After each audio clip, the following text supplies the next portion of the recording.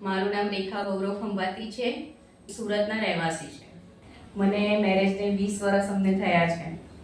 20 વર્ષ પછી પણ અમે આશા છોડી દીધેલી હતી બાળકની, કેમ કે આગળ અમે બહુ બધી ટ્રીટમેન્ટો કરાવી હતી, ઘણા બધા ડૉક્ટરો પાસે જઈ ચૂક્યા છે, 2 IVF આગળ કરાવી ચૂકેલા છે.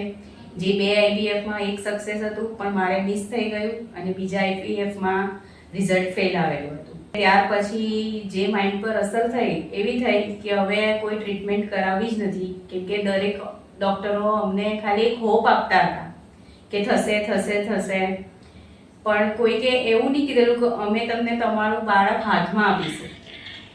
જ્યારે અમને રૂપલ મેમ વિશે ખબર પડી, અમે અહીંયા આવ્યા ફર્સ્ટ ટાઈમ એમની પાસે, તેમને અમને એક હોપ તો આપી પણ સાથે અમને એવું શ્યોરિટી આપી કે હું બેઠી છું અને તમને તમારું બાળક હું હાથમાં આપીશ, તમે મારી ઉપર વિશ્વાસ રાખો.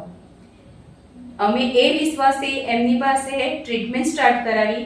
એમને અમને IVF સજેસ્ટ કર્યું. અમે IVFની ટ્રીટમેન્ટ સ્ટાર્ટ કરી.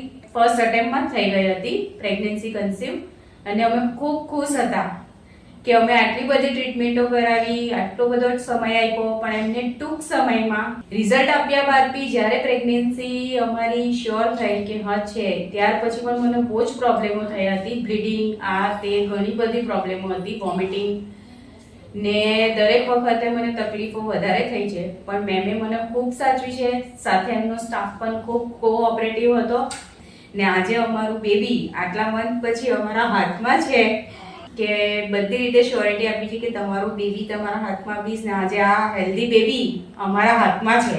Thank you ma'am.